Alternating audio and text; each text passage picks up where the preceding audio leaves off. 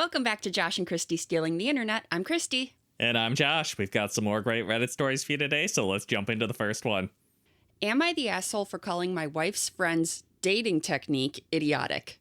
What's her dating technique that you had to call it idiotic? There's such a huge range of what she could be doing to these poor guys she's dating.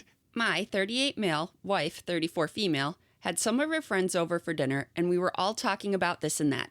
One of her friends, female 32, starts talking about how she can't find any good men to stick around. My wife and her friends are sympathetic.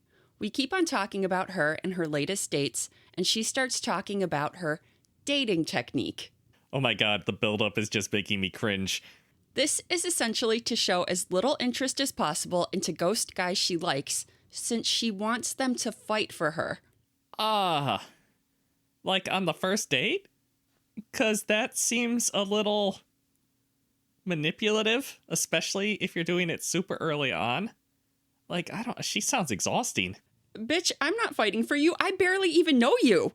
Yeah, if you ghost me super early on in the dating, I'm just gonna assume you didn't like me, and I haven't invested enough in this relationship to continue. I laugh and say that is just plain stupid, and of course, she will not find any good men, since only the bad ones will actually do that. Like, good guys who will respect you will never keep chasing if you send out the signal that you don't want them. That's a really good point. I imagine a lot of the guys she's dating are like, well, I guess she doesn't like me, and I should respect that decision. And that's a good thing. That's something you want to look for in a partner, right? Right. I am on the spectrum, and I can have a hard time realizing when people are upset. So my wife bumped me and told me to shut up. Later, after everyone left, she told me she agreed with me, but I didn't need to be so blunt about it. So, am I the asshole? I mean, this is a slightly tough one because it sounds like you said it in a very asshole manner, but also, she needed a little bit of a wake-up slap. But is this one of the situations where she didn't want advice, she just wanted to vent? Oh, it's 100% just one of those situations where she didn't want advice, she just wanted to vent. The problem is that she was venting about something extremely stupid. And I understand if you're not good at holding your tongue when somebody's venting about something stupid, it's very hard to just be like, wow, that sucks. Because there's a very obvious solution to what she's doing wrong, and it can be really hard to hold your tongue when you see how to fix all of their problems. Or at least the one that they're really loudly complaining about. I mean, yeah, it's easy to say, stop doing that. This is a dumb dating technique. But I also feel like this is who she is as a person. Really immature and manipulative. You can't tell someone to just change their entire personality and that'll fix all their problems. That's true, and it kind of sounds like all the guys she ghosted dodged a bullet. Like, if she's playing games this early on, I can't imagine what she's gonna do once you start, going steady with her. Top comment, NTA. If yes means yes is to be fully accepted throughout society, then this playing hard to get nonsense needs to die. Yeah, she's really setting back that whole movement, isn't she? Yeah, like, when I say no, I want a man to realize I say no, and she is just undermining all of the women who are trying to do that. Yeah, she's validating all the guys who are like, well, it doesn't always mean no. Another comment, well, nobody else was going to tell her, now were they? NTA. But edit to add, this woman's friends were the ones who should have offered the kinder, more tactful explanation of why her dating plan is whacked. They didn't. Instead, OP had to hit them all with just how stupid her ideas are. It's true that her ideas were stupid, but I think you had a really good point in saying she does not want advice when she's talking like this. She wants sympathy. And I assume that's what all of her friends realized, is that she just wants a group of girls to go, "Oh, that's terrible, you poor baby. Men are awful." Yeah, that is totally what she wanted, but I do think someone needs to tell her this is a terrible idea. That's why I'm very conflicted about whether OP is the asshole or not, because yes, they missed some social cues that made them the asshole. But then they're not the asshole because their advice could help to save her from herself because she's sabotaging every relationship she starts. I really hope she's not like after the first date, hoping that they will chase her and fight for her. I hope she's a little bit further into it than the first date because otherwise that's completely unhinged. I want to know how far in she's doing it and to what extent she's ghosting them, right? Yeah, I mean, any amount of either of those is a terrible idea, but like, how terrible are we talking here? Yeah, there's playing coy and a little hard to get, which is like fun, flirty dating. And then there's... whatever this toxic mess is? Yeah, whatever this is. She's just disappearing for days on end and expecting them to what? Turn up at her house? I don't know. Does she want stalkers? I'm so confused. It just seems like it's going to end badly. But it's okay if the stalker is hot, right? As long as he's willing to fight for her. Any self-respecting man will take the hint and move on, and only the toxic waste of humanity will keep pushing. It's a major red flag if they can't accept a no. And then someone replied, not to mention that at 32, your dating circles get smaller. Men around her age and older just don't want games. You aren't interested? Okay, cool. On to the next. I also feel like 32 is way too old to be pulling this crap. Like, this is some high school level mentality, right? Yeah, I mean, by 32, the dating pool has shifted a lot compared to early 20s. Like, suddenly, at 32, there's a lot of people who are after their first divorce because of good reasons for being divorced.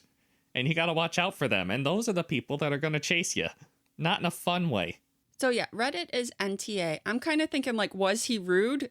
Yeah, but is he the asshole? No, not really. Her friends should have been the one that, like, help her through this dating crisis in the appropriate way, and they were not stepping up. So he stepped up and took one for the team. Yeah, her friends weren't giving her this info in the appropriate way, so OP had to step up to give it in the inappropriate way.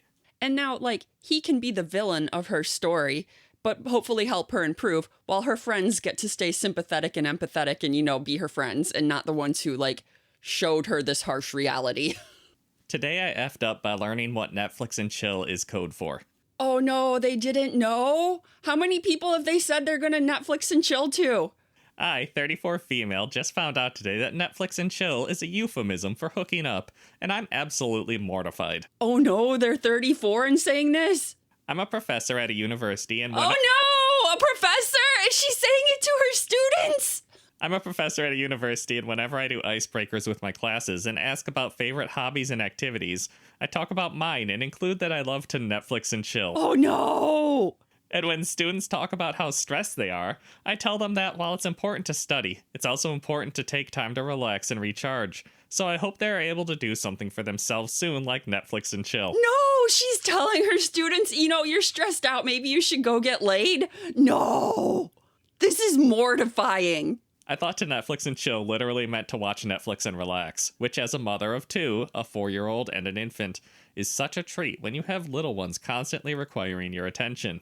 Have I been living under a freaking rock? I mean, I'm not that old, but in my defense, I have been saying that I love to Netflix and chill for years, and no one has ever said a word to me. Yeah, I feel like this euphemism is like at least a decade old, right? Not my husband, not my colleagues, not my students. But my husband and I clearly don't get out much, so I think he's as oblivious as I am. I can't believe no one has ever corrected her and been like, I don't think that means what you think it means. No one? There is zero chance that just everyone she's ever talked to doesn't know this phrase. Oh, everyone knows it, especially her students. Oh my gosh. Her students just think she really loves casual hookups, and she's like super open about it. I have to assume that when she tells like a lecture hall of students that, there's like some laughter, and she probably interpreted that as, wow, she's so relatable. Yeah, they're definitely like at least snickering when she says that, because they either think she likes hooking up and is super chill about sharing that, or they know that she doesn't know what that actually means and they think that's funny. I am the youngest faculty member in my department, so if I wasn't aware, then my colleagues probably aren't aware either. And if I were my student, I wouldn't clarify to my professor that when they say one of their favorite activities is to Netflix and chill, they are suggesting they love to bang. I don't know if her other faculty members are unaware of that because they're older. We're older than she is, and we know what that means. Right, it has been around for a long time. I feel like anyone who is online or has been in the dating scene in the last 10 or 15 years should know what this means. Now I'm terrified I'm going to be reported for sexual harassment because I guess I've been inadvertently telling my students I love to hook up and have been encouraging them to hook up too. Yeah, that might be problematic. TLDR, I just learned what Netflix and chill really means, and I'm afraid I've been accidentally harassing my students because I'm an oblivious millennial. Yeah, this really sucks for OP and is super embarrassing. And I can't believe that not one single person in her life over the past decade has stepped up and told her that that doesn't mean what she thinks it means. Especially because she uses it as an icebreaker. It sounds like a lot. Yes, she's using this all the time. She just loves to Netflix and chill and tell everybody about it. OP is so lucky that she never inadvertently invited anyone over for a casual hookup. Yes. Oh my gosh, I could see that happening though. Hey, do you want to come Netflix and chill with me? Thinking she's just inviting someone over to come watch TV with her. Yeah, right. Somebody asks her about her weekend plans and she's like, my husband and I are just going to Netflix and chill, but you're welcome to join us if you want. With a husband. Oh no. She is sending out the wrong message. They are not swingers. Maybe instead of everybody thinking she's cute and oblivious, she has quite the reputation at work. This reminds me of you know how pineapples are like the symbol for swingers, but not everybody knows that. Some people just like pineapple decor. Oh, yeah, exactly. It reminds me of that couple who went on a vacation to a resort or something or a cruise. I don't remember. And the wife got them matching pineapple swimsuits because it's so cute and tropical for their little vacation and did not realize that that was code for I'm a swinger. And everybody was approaching and hitting on them. Yeah, and she was so confused the whole trip. And then when she finally figured it out, was mortified. And I was like, yeah, that's embarrassing. I feel like the pineapple thing is far less well known than this one, though. Yeah, this one is super well known. It became a big thing when dating apps became a big thing. Everybody in the dating culture knew about this phrase. We weren't even on dating apps or anything, and we knew about it. Right, I feel like it's everywhere. So OP just managed to magically avoid ever learning what this phrase means. That's actually quite impressive. And I think we all have that one bit of common knowledge that we didn't learn until, it was embarrassing. Oh, yeah, that is relatable, yeah. Top comment. They either thought you were adorably clueless or just a very cool teacher, don't sweat it. In the show Shrinking, Harrison Ford's character thinks raw dogging means giving someone a hard time, and everyone around him thinks it's cute and hilarious. No! Probably the same for you. Can you imagine saying that you were raw dogging your colleague? No, I can't. I cannot imagine not knowing that one, and that is so much worse. I mean, it's fictional, that one, though, but still. Yes. I'm a 46-year-old non-native English speaker, and I've known for years what Netflix and chill means. See, that's what I was saying. I was like, how does one escape finding out what this means for this long? It's actually really impressive that she didn't know. It's just an insane series of bad luck for OP, isn't it? Because I'm pretty sure millennials invented the phrase. Yeah, so she should know what it is. All right, and she does have a couple edits. Okay. Edit, for those asking how I didn't know, since anyone who has been in the dating scene should be aware of the meaning of this phrase. I didn't date much and also didn't use dating apps. So perhaps this is why? I met my husband in grade school, began dating him in high school, dated him throughout college and graduate school, and got married to him 10 years ago. In college, I lived at home and worked 2 jobs, so I didn't have time to go out and party or Netflix and chill. Rather, if I had some free time, I really enjoyed actually Netflixing and chilling. Okay, but did she not have any friends during this period that were in the dating scene and brought up Netflix and chill? Apparently not. It's just incredible, isn't it? It's incredible. For those asking how I found out, the reason I found out is because I visited my husband for lunch at his work and struck up a conversation with 2 of his coworkers, 33 male and 50s female.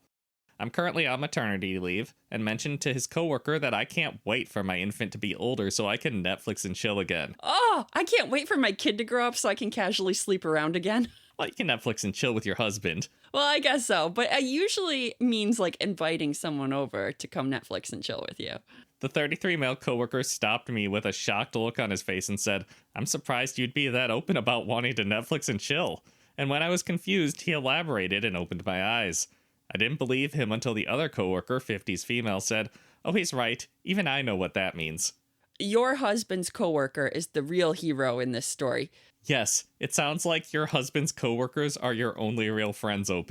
Yeah, I can't believe nobody told her before this. You think somebody would take pity on her? Everyone else is just laughing behind her back. Poor OP.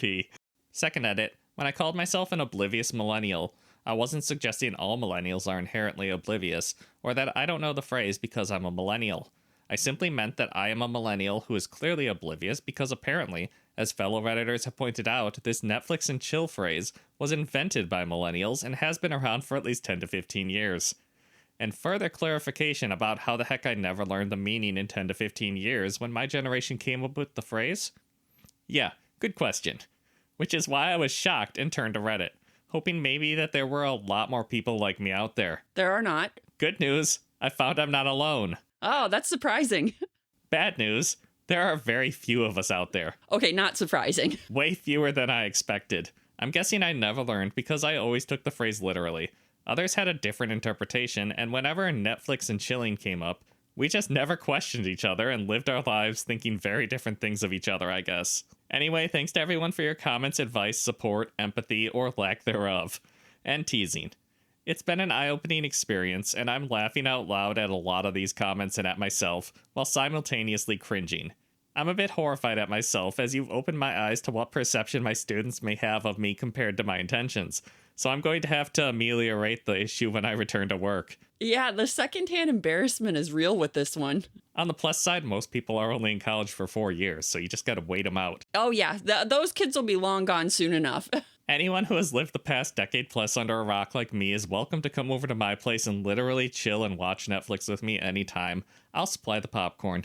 So OP is inviting people over to her house to Netflix and chill. Even she still knows what it means, and even though she says literally come over and Netflix and chill, she knows what it means now. I'm suspicious of her intentions of inviting people over to Netflix and chill. Yeah, she's doubling down. We'll see how that goes for her. She's going to end up with a naked man in her living room. That's a distinct possibility. Poor OP. She's so lucky it hasn't happened up to this point. Hey, if you're enjoying this episode so far, consider doing us a favor and hitting that subscribe button. Yeah, it really helps us out, and it lets us know we should keep making fun content like this for you. Am I the asshole because I let my dog lick off my plate? I mean, I'm sure your dog doesn't think so. I had a friend over for lunch today and made us some grilled ribeye steaks. I seasoned them with just salt and pepper, no garlic or onion. After we finished up lunch, I put my plate down for my dog to lick up the remaining steak juice off of my plate. Okay, so far I really hope you're not the asshole, because we are very guilty of this same thing with our dogs. Way to out our questionable choices. Is it that questionable to give your dog the scraps? According to OP's friend, it sounds like maybe. My friend immediately had a visceral reaction and was acting like this was one of the most disgusting things they had ever seen. They proceeded to tell me how unsanitary this was and that they never want to eat my cooking ever again because they now question my kitchen hygiene standards. Okay, well, OP is probably putting the plate through the dishwasher, and I'm sure she's not letting the dog lick things while she's cooking. I replied that the plates go directly in the dishwasher and are completely sanitized and asked how they felt about eating off of plates from a restaurant. They said it's not the same, it's an animal, and animals need separate bowls. I don't fully agree with your friend's logic. I feel like I would much rather eat off a plate that a dog had licked than eat off of a plate that some stranger at a restaurant had eaten off of.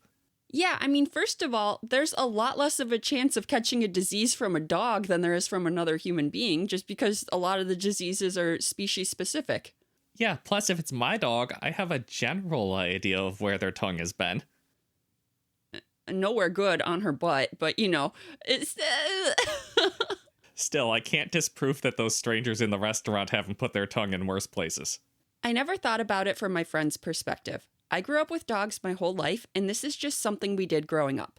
Also, the fact that they don't trust my cooking hygiene standards and don't want to eat my homemade food ever again cuts really deep. And this whole incident is making me really question if I really am the problem here. Am I the asshole? I feel like you're not the asshole by my standards. Because I'm okay with you letting your dog lick off the plate. I'm sure that's the highlight of your dog's week. When you have steak and the dog gets steak leftovers. I know for a fact that our dogs flip out anytime we have steak because, like, if there's a little bit of gristle on the steak, that gets tossed to the dogs and they love that. Yeah, steak day is the most exciting day for our dogs. But also, I can't really call your friend the asshole for not liking the idea of your dog licking the plate, although I could call her a germaphobe. Yeah, I mean, everything gets run through the dishwasher, it gets sanitized, all the germs are killed, it's clean, it's okay to eat off of again. Like, I feel like worse things are put on plates and we eat off of them later after they've been washed. Like raw chicken. You put raw chicken on a plate to carry it out to the grill and cook it, and then we wash that plate and eat off of it again later. I would much rather eat off of a plate that a dog licked than eat off a plate with raw chicken juice on it. That's a good point, yeah. I fully trust the dishwasher to clean off all the raw chicken juice or whatever else we put on the plates.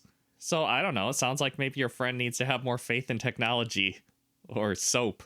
Top comment, no assholes. I understand both sides of this. I grew up with pets, they're family to me, and I've let my pets lick off my plate on countless occasions. It gets washed afterwards anyways, there's no rational reason to panic. On the other hand, I once saw my dad bathing his feet in the big Tupperware bowl we used to bring salads to potlucks in. That should not have bothered me, right? He's family, it gets washed afterwards anyways, there's no rational reason to panic. But whenever I try to eat something from that bowl afterwards, I always thought about his feet in there. Oh no, that comment gave me so much sympathy for your friend's point of view, because I would never eat anything at a house where I knew that your dad had soaked his feet in one of the bowls. You don't want foot salad? No. And the commenter is correct. It went through the dishwasher. There's probably no foot germs left in there, but he was soaking his feet in there. That's a line, apparently, that I just learned I have. Commenter continues, there's no rational reason to be grossed out by it, but it feels gross. My limit is obviously foot baths, but for other people, it's pet licking the plate. The thing is, you can't know what a person's limits are, so your choice is either to not do it in front of guests, or do what you consider okay and own it. I'm sure you'll find that some of your friends are perfectly fine with it and others aren't. That's okay as well. You just can't cook for them anymore. Yeah, that's a good point. I do gotta say, I'm totally okay with my dogs licking off of my plate and everything after I'm done with it. But would I do that in front of guests? Possibly not, because I feel like that may just be bad manners. That's true. I might consider it bad manners, especially if you're maintaining a certain level of decorum during this dinner. Yeah, like with my family, I think my family knows I do this, so I let my dogs do it in front of my family. But like friends I don't know very well or something, I probably wouldn't, do that in front of them. Because I would say this is very normal dog owner activity. You can't just not give your dog a bite. Are you a monster? Your dog will be so sad. Okay, and then there are a lot of comments about people who just think this is a bad idea because it teaches your dog bad manners and that food off of your plate can be their food, and that's not a good thing to teach your dog. Those people sound very uptight. Yeah, your dog doesn't like you because you won't share your food with them. I'm sorry, I agree with that one commenter who said the dogs are part of the family. Even if they only get scraps off the plate, they love those scraps. I can't deny my dog that. They're well trained in most other categories. And they do know not to just snatch food off of our plates. They will sit there and stare at you, impatiently waiting until you are done and they can have the last bite. But I don't even mind that. Like, I don't mind them like begging in front of me. I like the company while I eat. Yeah, and they're well trained enough to know that the last bite is theirs, not the first bite. So unless you're like raising service dogs, I gotta say, just pull the stick out a little. Yeah, I feel like maybe though we are a little bit more lax on our dogs being well-mannered than some people are. Someone else comments, people who keep saying it's a matter of hygiene don't know how hygiene works or how germs work. But it's an interesting view into how culture and psychology inform reactions even when there's no scientific or rational basis. I think another part of it is, as a dog owner, I'm fully aware that my dog will take any opportunity she can to stick her tongue into my mouth. Right? It's not like we don't have her germs already. And it's not because we're okay with her doing this. She's just a sneaky bitch. She is. You'll just be sitting there casually and you'll like yawn while you're looking at your phone and she will lunge. She's obsessed with it. She's so fast and so sneaky and you can't stop her. So I guess her licking the plate clean is nowhere near the grossness of her sticking her tongue directly into my mouth. Okay, one more comment because I really like it. NTA, unless you're like, Rover here has replaced our dishwasher entirely. He just cleans them up and they go right back in the cabinet again. Man's best friend for sure. And then someone replies, my drug addict mom used to make me do the dishes when I was like 3 or 4 years old. And at the time, my dog was my best friend. And he was more than happy to help me clean them off. When he was done, they were always spotless, so I just put them back in the cabinets. It wasn't until my mom caught me in the act did she find out, and she was furious. You just went full Flintstones on those dishes, huh? I mean, they look clean. I was just put them back in the cupboard. Yeah, no one will know. No one did know until they caught him in the act. That's just what your friend is imagining you doing after meals, OP. My mom used to tell a story that her friend did that once to discourage their neighbors from just dropping by just in time for dinner so frequently. She just let the family dog lick the plates and then placed them right back in the cupboard. The neighbors never popped by to eat again. That is a great way to deter people from inviting themselves over for dinner. It's devious, but it would work. Also, I feel like this falls into the same category as everybody using the big popcorn bowl for throwing up in when you're sick. Yes. When I was a kid, we had a big stainless steel mixing bowl, and it was the puke bowl and the popcorn bowl. Yeah, so I guess it's just how you were raised, because in theory, that's as bad as Dad soaking his feet in there. But for some reason, that doesn't bother me. Yeah, you puke in the bowl when you're sick, throw it in the dishwasher, and then later have popcorn in it. That's just, everybody I knew growing up had a puke popcorn bowl.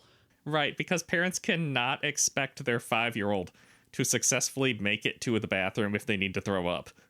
And that's just a convenient thing. Yeah, it's super convenient to just hand your sick kid a big bowl and be like, here, carry this around with you in case you need to barf. But I still stand by my opinion of that one commenter's dad. Bro needs to go get a bucket. Yeah, I'm okay eating out of dog slobber bowls and puke bowls, apparently, but foot bath bowls, no. Am I the asshole for telling our roommate she might need to move out if she keeps complaining about hearing us at night? Okay, I need more information. Does hearing us at night mean like sexy time noises? Or does it just mean like you're up and moving around at night while she's trying to sleep? I really hope it's the latter one, but if it's the former, I really hope you're being discreet when you're having intimate time when you have a roommate living with you. No, it's definitely the intimate one. Oh no. Nobody wants to hear that. My boyfriend and I let a friend he's known since childhood stay at our place because housing is expensive and her university is nearby. She stays here 5 days a week and goes home on weekends. We don't charge her rent. Okay, wait. You don't charge her rent? No. She is not allowed to complain about a single thing that goes on in your house if she is staying there rent-free. And we pay for utilities and groceries while she's here. What? So you're paying for everything for this girl? Pretty much, yeah. And she has the audacity to complain about you? She has her own bathroom and full access to basically everything. The kitchen, the pool, the sauna, etc. Whoa, there's a pool and a sauna? Okay, these people are on a different tax bracket than us. Yeah, that's a lot of amenities to get for free, isn't it? It really is. This friend has it made, and now she's complaining?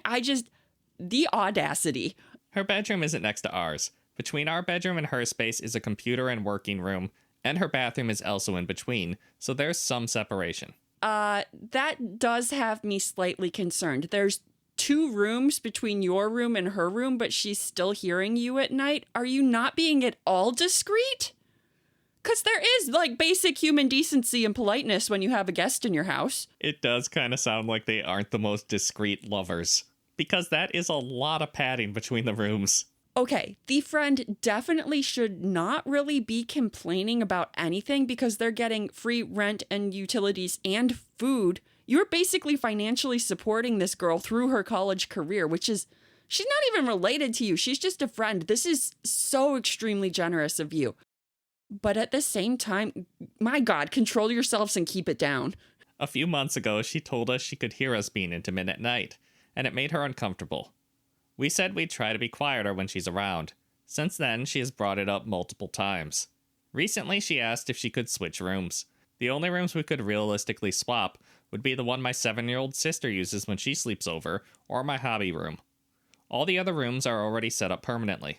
We don't want to rearrange our home for this, especially since we intended to help her out. Yeah, I can totally get not wanting to rearrange your home. Like, moving rooms and stuff and moving all the furniture out of one room and into another room is like a big process. That's a lot of work. Yeah, that's a lot of effort to put in for somebody who's staying for free. Yeah, you are just doing her a favor, and I feel like she's like trying to take this favor a little further even, and it's already a huge favor. After the latest complaint, I told her calmly but firmly that we've adjusted as much as we think is fair. I said if this will keep being an issue, maybe this living situation just isn't a good fit, and she might need to find another place to stay. She thinks I'm being unfair. Am I the asshole? That's not unfair at all. She's not paying anything. She has no rights. Also, has she just never heard of like noise canceling headphones or earplugs? If you're getting a prime deal like this, like free housing and food, when you start hearing that noise, you just put in noise canceling headphones and mind your own business. You know, that's a good point. Noise canceling headphones are a lot cheaper than rent. It kind of sounds like maybe your friend does not realize how good of a deal she's getting. Like, does she not realize how expensive rent is? Right? It kind of makes me wonder if she's just straight from mom and dad's house to college and now she's staying with you for free, so she's never had to pay rent. I do think that's what it is. She's never had to pay rent. She went straight from her mom and dad's to college, which means living with you, and she's still going back to mom and dad's on the weekends. That makes me think she's never lived anywhere else. So she's never had to pay rent. She's always had someone fully supporting her financially. She does not realize how hard it is to live on your own and pay rent and groceries. And how lucky she is and how generous you are for letting her stay with you like this. She's just getting such a good deal that I don't think I would be willing to complain about something like this. She is going to get a rude awakening if she has to move out and pay her own rent someplace.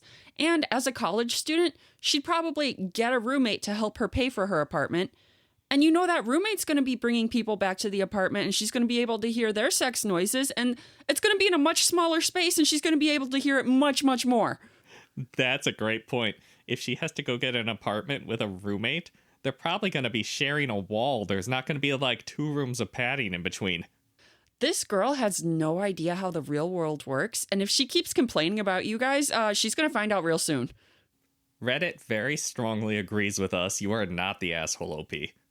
Top comment. Do I get this right? She gets free housing and food. I mean, I get that it's awkward and uncomfortable hearing people have sex.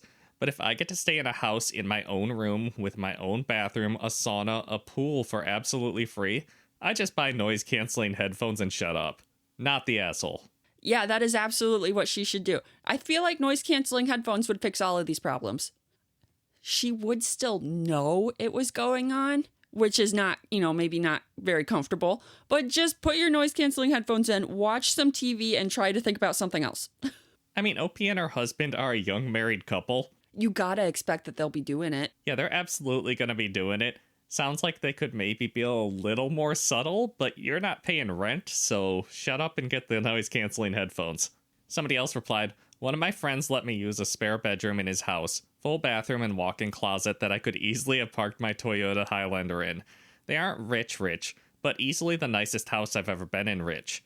I was only there like 2 or 3 nights a week, paid $300 a month, and never ate his food except his mom literally packed me lunch for work. She wouldn't stop. I tried to get her to several times.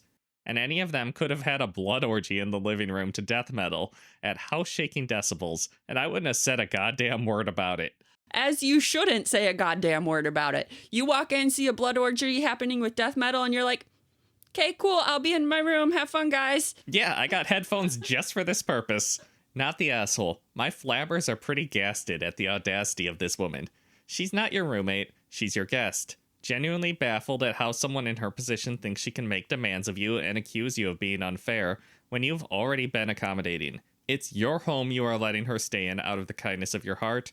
Like, how do people like her survive out in the world? That's the problem. She hasn't had to survive out in the world yet, so she doesn't know how to do it. She's been so sheltered her whole life. I guess this is just part of the experience of leaving the nest, is that she's going to realize how good she had it when she has to find an apartment. And then OP and her husband can be as loud as they want. Am I the asshole for not telling my friend my shampoo had green hair dye in it? Ooh, you might be a little bit the asshole if you didn't give them a warning, because I can see exactly how that could go bad very quickly. I'm a guy with a bright green mohawk. I've had green hair for a while. I have to use a lot of hairspray to get it to stick up, so I have to wash my hair almost every day. This makes the green fade pretty fast, so I mix green hair dye with the shampoo and conditioner to make the color last longer. This is a common thing people with colored hair do. Anyways, one of my friends stayed the night at my apartment after a show we went to because she missed her bus. In the morning, she asked me if she could shower. She obviously didn't have anything of hers because she hadn't planned to stay the night. so I let her use my stuff. I showed her how to use my shower and told her to use my husband's shampoo and conditioner because mine is for my green hair, and she said, okay. Oh, well, I mean, if you warned her, why was she using a different shampoo? I gave her a towel, left, and she took a shower. When she came out, I heard her gasp and scream, and I asked her if she was okay. She started screaming that her hair was green, and sure enough, her blonde hair had green splotches all throughout. I asked her why she used my shampoo and conditioner when I told her it was for my green hair, and she said she thought I meant it was a good special shampoo and I just wanted to keep it for myself, and that I should have specifically told her that it had green dye in it. So your friend thought you were just hoarding the good stuff, and she decided she was going to be sneaky and steal that good stuff. Yeah, why won't you let her use your very bestest of everything? I can't imagine boarding that logic train. Like, if somebody tells me, use that shampoo when I'm borrowing their shower, I'm going to use that shampoo, and I don't care the reason. Yeah, it's their shampoo. They're being nice and letting me borrow some. I will follow whatever instructions they have about which one to use. Right. I was like, I don't think I would even think too deeply about it. They're going to be like, you can use that shampoo. Okay, I'll use that shampoo. For context, the bottles are pink and opaque, but the caps are clear and are now stained green. The liquid inside is also green from the dye. Sorry, so the bottles are also just stained with hair dye, and the liquid is green. Yeah, don't you think that you would, pour the green shampoo into your hand and be like, oh, he said this was for his green hair and it's green. Maybe it's going to turn my hair green. I've never even seen green shampoo. Pert Plus. I don't even know if they make it anymore, but that's the shampoo I used when I was very, very little, and it was like a seafoamy green. Huh. I think all the ones I've ever used are like blue or white. I feel like there's just a lot of context clues that the caps are stained green, the liquid is green, your friend's hair is green, your friend told you not to use this. I feel like there were a ton of warnings, and one of them was verbal. Yeah, she doesn't seem like she was able to put one and one together and get two. She doesn't seem the brightest. I told her I thought it was obvious what I meant, but if she didn't fully understand me, she should have just respected my things enough not to use them simply because I told her. She did not like that. Now she won't talk to me and is telling all of our friends I'm an asshole for not telling her about the dye. Maybe I could have been more specific, but I don't know. I don't think I'm the asshole here. Am I? No, OP, you're not the asshole. You gave her a clear verbal warning. Hey, don't use that shampoo. I don't know why you have to go into such details, because she thinks that you're trying to get away with it and hoard the good shit. Like, how good could the shampoo possibly be that, one, you would hoard it, and two, she would need to steal it because it's going to give her hair some magical properties? Top comment, NTA. This wasn't her grabbing the wrong bottle by mistake. She intentionally used your stuff because she thought you were gatekeeping fancy shampoo, even though it's your right to keep your products for yourself and not have to share with guests. She deserves the messed up hair. Like, what did she think one use of this shampoo was going to do for her hair? That it was so good. This is just, Opie has that amazing shampoo that is made out of juiced baby seals, and it's going to give her youth. What is this? It's magical shampoo. And it kind of is. It turns your hair green. That is not the magical properties she was looking for, though. No, it turned her hair splotchy green, it turns out. Also, could she not just look at her friend's hair and be like, his hair isn't anything special, maybe the shampoo isn't magical? I was like, it's either going to turn your hair green or give you a mohawk. What did she expect? I don't know. Maybe OP has amazing hair and she is jealous of that hair. Are green splotches something that can easily come out of blonde hair? I don't think so. I feel like green is fairly hard to get rid of, and it fades into hideous colors. Does it? Because we did a whole episode about hair drama, and I still know nothing about hair dye. I feel like I would just immediately run to my hairdresser and be like, can you help me? That is the correct thing to do, but they're going to have to do a color correction service, and it's going to be pricey, and I don't even know if it'll work that well. I mean, it's better than what I could do on my own, because the only solutions I can come up with is shave your head. That, or just dye my hair green and own it. Another comment, you're not the asshole. You didn't lie, you didn't trick her, and you didn't hide anything. You told her it was for your green hair. That's as clear as it gets. Don't let her guilt trip you into apologizing for being honest. And someone else replied, this, your friend is an asshole. I did the thing you told me not to, and I don't want to experience the consequences. Yeah, oh no, it's the consequences of my own actions. Your poor friend. Who could have possibly seen this coming?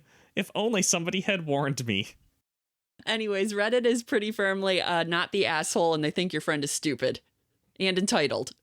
Am I the asshole for using my grandma's china as my everyday food holders and not waiting for tea with King Charles? The older generation does seem to think that china should be saved for special occasions, and us younger people are like, why? We don't have special occasions. Who are we supposed to save this for? We don't even have fancy special dishes. So I'm going not the asshole, but I think her grandma is going to be upset. I was the last kid to leave home. I was an oops kid, and my older brother and sister were in high school when I was born. After I finished university, I asked my parents if I could stay at home to save up. They agreed so long as I paid for my own expenses and contributed $300 a month for food and utilities. Good deal for me. I then fell in love with a friend's neighborhood of little houses. I found one for sale and grabbed it. My parents downsized immediately to make sure none of us could ever move back. That's funny. Okay, that's facetious. They are retired and we're tired of Midwest winters. My brother and sister are both married with children. My folks supported me and helped me get established in my career. I love them and am super thankful for everything they did for myself and my siblings. Okay, so sounds like they got nice parents and they appreciate them. I asked them if they could put my china cabinet, china, and cutlery into storage with their stuff. They said they weren't going to get storage and were getting rid of everything they weren't going to use or store in their new place in Arizona. I asked if they could store the stuff for me and they said no. We don't want your crap anymore, take it or throw it away. I do have to say the first time we got our own place, my parents showed up with bins of my stuff and were like, here you go. Yeah, you got a whole basement now. How great is that? Here's some stuff to put in your brand new basement. Here is all of your homework from 5th grade, because that's something you want. Yeah, I did have a whole tote. I did have one of those big giant plastic totes full of just schoolwork and stuff. I mean, some of it was cool stuff like awards I had won, but a lot of it was like, why did we keep this? Honestly, your parents handing this to you in your early 30s, I don't know if you even want the awards anymore. I am very proud of my 2nd grade spelling bee blue ribbon. Thank you very much. I'm going to get that out and put it on the wall. There you go. Background. I got a couple of friends and we moved it into my new house. My house was built when the railroad was a bigger deal. They built entire neighborhoods for their workers. Tiny little houses with decent-sized yards for gardens or kids. So think 600 square feet. No basement. It still has a clothesline. Okay, so tiny space. A couple of months after I moved in, I had a housewarming party. I had exactly 4 of everything from IKEA. Plus 1 pot, 1 pan, and an air fryer. Well, when you're starting out in a tiny house, that's really all you need. Yeah, I mean, it sounds like OP is living by themselves, so they really don't need more than 4 of everything, I suppose. I mean, they really don't need more than 1 of everything if they don't mind doing the dishes frequently. Yeah, 4 of everything gives you that leeway to only do dishes every other day. So, for the housewarming party, I used my fancy plates. My friends aren't children, so none got damaged. Afterwards, I realized that I had stuff like serving trays and gravy boats. Everything an adult needs to adult, regarding food service anyways. So, I just use them all the time. Mostly when I have people over, but also when I have not done dishes, or I want to not eat out of takeout containers over the sink. I mean, I kind of get this. Why waste a lot of money buying a bunch of other plates and dishes and serving stuff when you already have some? So what if it's super fancy stuff? OP is just living in the lap of luxury. We're using the fancy china for tea every day. I was FaceTiming with my folks and eating, and they noticed that I was eating off of a Royal Wedgwood Precious Moments plate. Are Precious Moments considered fancy? They're at least collectible. Collectible? I mean, I guess that's like from the 80s and 90s. I was like, are they even antique? I guess at this point maybe they are, or are approaching antique. They're definitely vintage. Yes, but still, I feel like Precious Moments is not as classy as I was thinking. Well, the rest of the sentence fancies it up. And using Ming Dynasty Imperial silverware. I may be using the wrong terms here, but you get the point. Oh, that is very fancy then. There you go. It's all about the silverware. I think the Precious Moments plates are more collectibles that you maybe hang on the wall. I don't know if those are ever meant to be eaten off of. Mom asked me why I was using that plate and fork to eat. She said it was only for special occasions, that it was an heirloom meant to be cherished and protected for generations. Not exaggerating here, that's what she said. Why do I have to save it for future generations to enjoy? Can't I enjoy it? Also, what if I don't have future generations? Sounds like maybe Mom wants to store it. Mom specifically said she did not want to store it. Get this crap out of her house. But OP is not storing it right, so now maybe Mom does want it. Because OP definitely does not have room to just be storing things in their house. 600 square feet, everything that is in your house needs to be something you use regularly. Right? You are living very efficiently if you only have 600 square feet. It's like one of those tiny houses, but not quite. It's like one of those tiny houses, but it sounds like it's also old, so it's probably poorly laid out. Oh yeah, that's also a good point. Because the tiny houses are very efficient. They're like, here's a little dishwasher, and here's a little washer and dryer unit tucked perfectly in. Whereas this is like the railway slums. Yeah, they probably were not designed with efficiency of use in mind. No, if you want anything, you gotta walk down to the company store. I told them that they were my plates and I could use them however I wanted. They got very upset and hung up. Wow, they're really upset. Then I got calls from my brother and sister. They both admitted they only called because Mom told them to.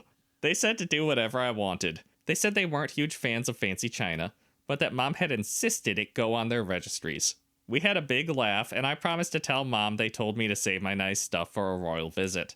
My mom actually ordered me an 8-person set of cheap china to use every day. I thanked her, and I'm using that instead. Unless I want to feel fancy. Don't tell my mom. Well, I do like that Mom was like, you can't use the fancy china, and then bought them a set of everyday china to use as like a compromise.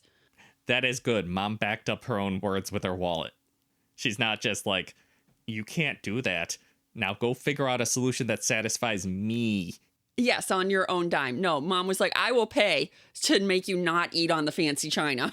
Especially because when I think of precious moment plates, I just assume that those are never meant to be eaten off of. Yeah, I thought those were like for display on your walls, not for eating. Yeah, that's how I always pictured them too. Like you get the little stands and you put them in your china cabinet that OP also has.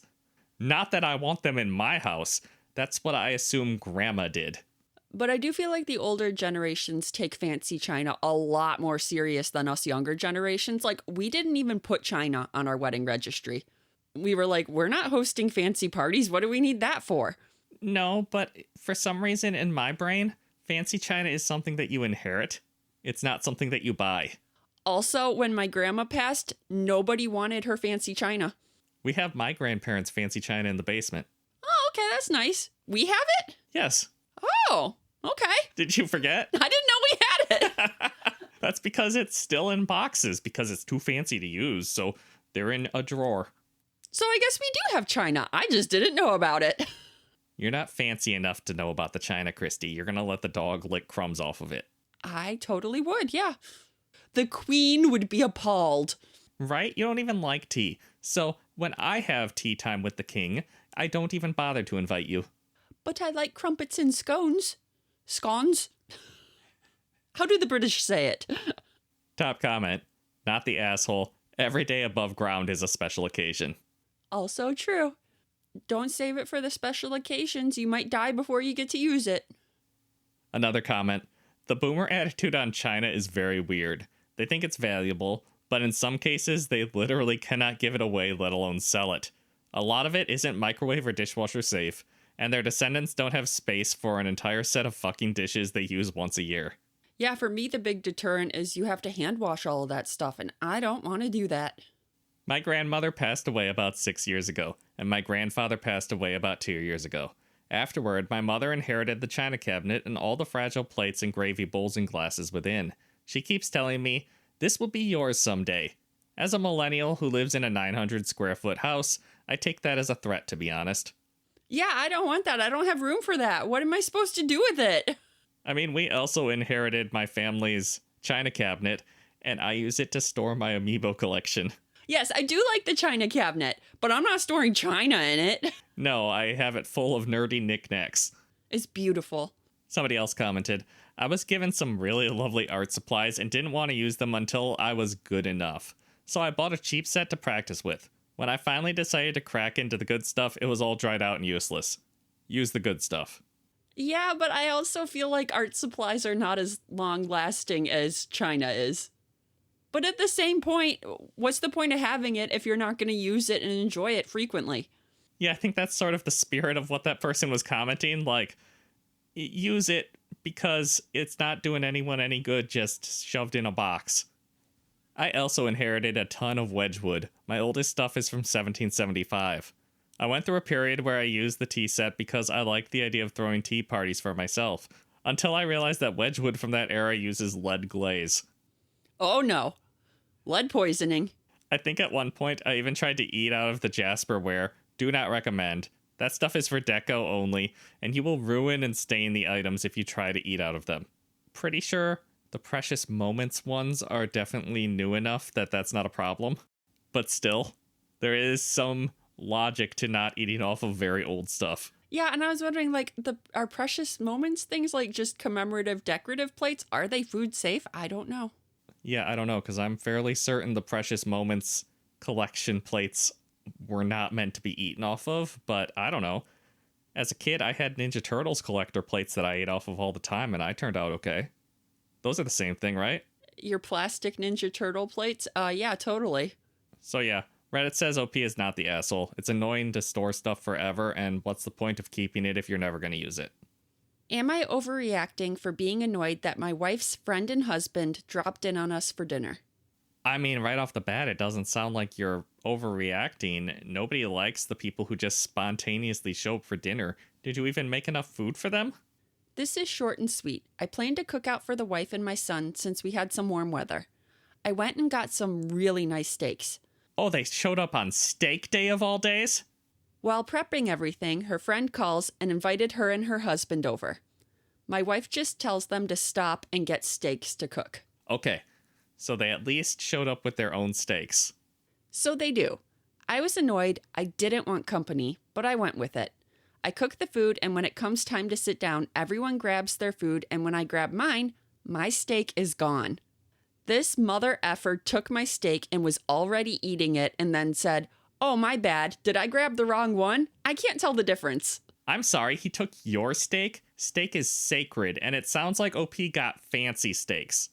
You mean to tell me you can't tell the difference between my fresh-cut local butcher, 2-inch thick, $24.99 a pound Delmonico, compared to your, literally, Walmart-purchased $8.99 per pound whatever it was? He got Walmart steaks, and he couldn't tell the difference between your amazing-sounding steak and what sounds like is a half-inch thick Walmart garbage. I'm sorry, those aren't even in the same category. I left and went to a steakhouse and told them to have fun. That is a baller move. I love that. My wife got upset at me and said that to most people, steak is steak, and I should have let it go. Am I overreacting? No, you're not overreacting.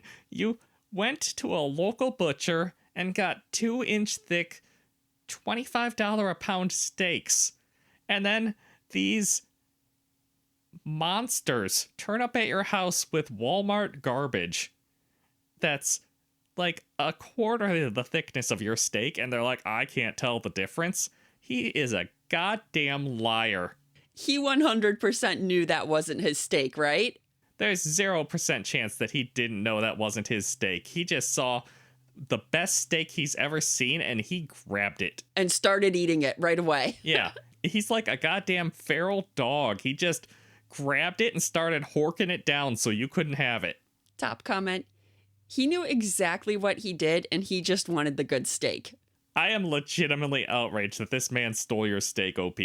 You probably had to put their steaks on after yours because of the cooking time differences. Yeah, cooking a 2-inch steak versus cooking like the little skinny Walmart ones is like a huge difference in cooking time and how you cook them. Right, so yours probably came off the grill and you threw theirs on, and it takes like 5 minutes to cook them because they're so thin.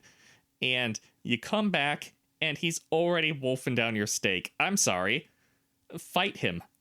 Another comment, that MFer is an asshole, and your wife is an asshole for saying steak is steak. My ass it is. And then someone replied, wife can swap with the husband then if steak is steak. That is a great point. Yeah, wife can give up her steak. Yeah, did you notice she did not offer it up to her husband, even though steak is steak? Well, that's because husband had already been like, I didn't even want you assholes here.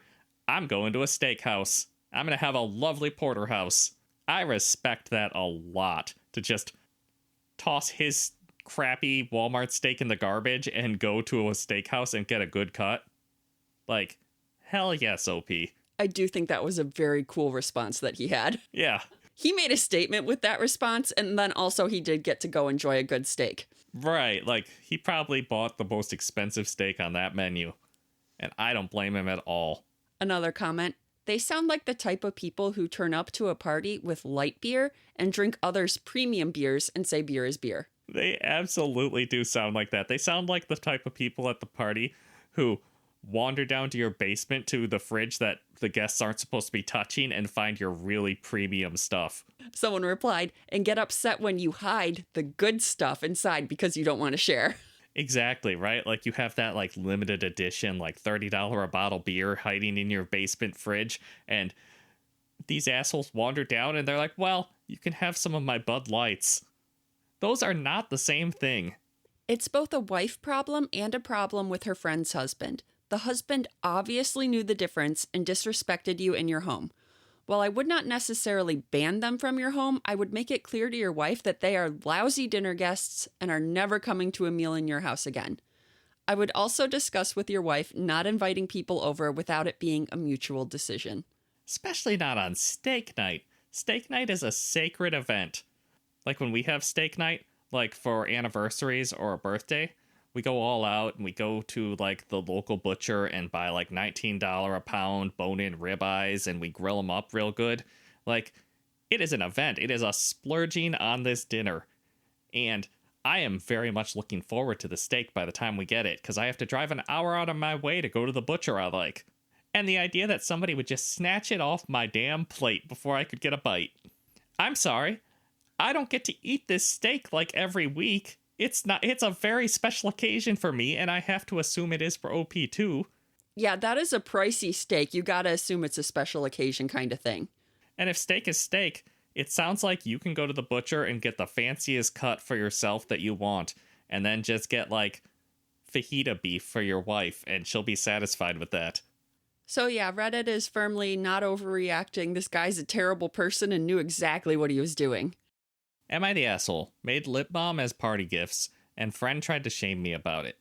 I don't know. I feel like lip balm is a pretty nice gift to get as a little party favor, but why was your friend trying to shame you about it? So I like making stuff. I'll just get into little things and do them here and there throughout my life. One week I'll learn how to make jam and preserves. Another week, paint pouring. A different week, leather dyeing. You get the picture. Ah yes, the ADHD habit of collecting hobbies. It's absolutely the ADHD habit of collecting hobbies. I go off on these things, and I often just give away the stuff I make because it's not a business or a job. Anyway, I had a party with about a dozen other women attending. A few days before, I had noticed I was running low on some of my lip balms and figured I could make my own. So, I took all my lip balms, scraped them out, melted them with some shea and mango butter, threw in some old lipsticks, let them cook and blend for a while, then poured it all into the empty lip balm containers and a few other small jars. I thought it turned out great. No, that's so gross. She used her used lip balm and mixed them all together? Okay, 1, gross, germs, bad hygiene.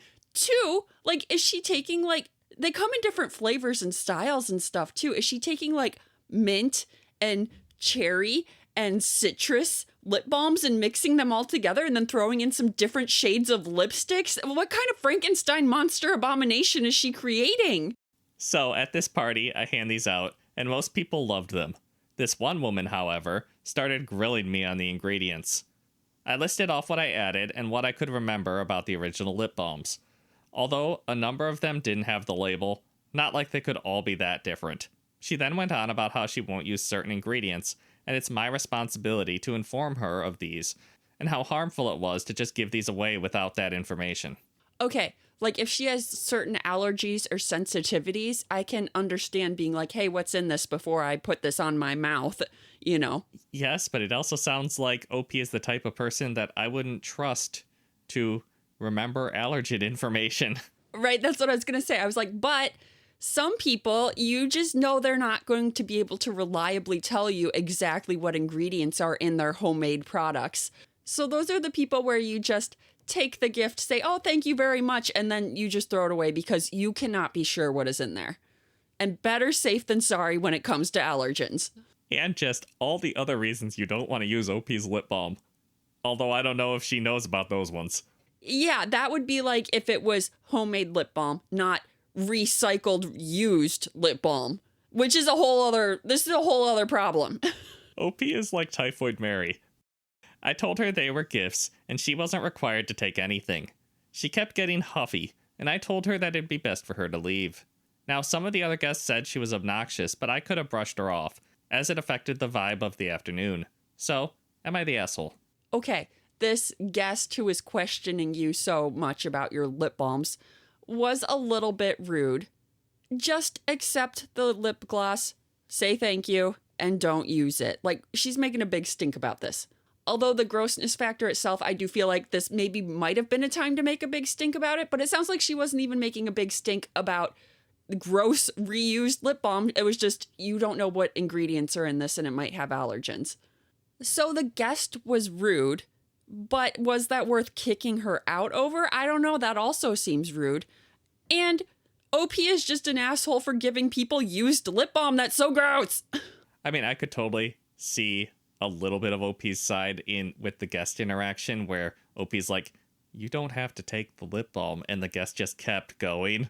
Yeah, I guess a little bit. They're both rude here. Everyone sucks, but I still can't get over the used lip balm thing. You suck more. Yeah, I was gonna say, I don't even know if I want to say everyone sucks here, because I consider OP such a big asshole for just using used lip balm like that. That is not how you make homemade lip balm to give as gifts to people.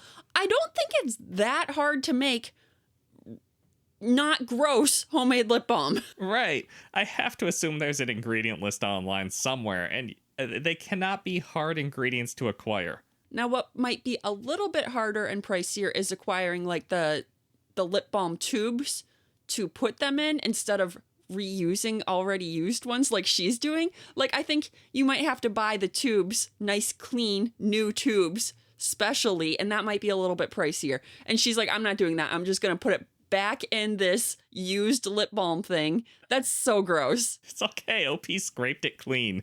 No! OP does have a very short edit to add. I didn't just drop the whole balm in.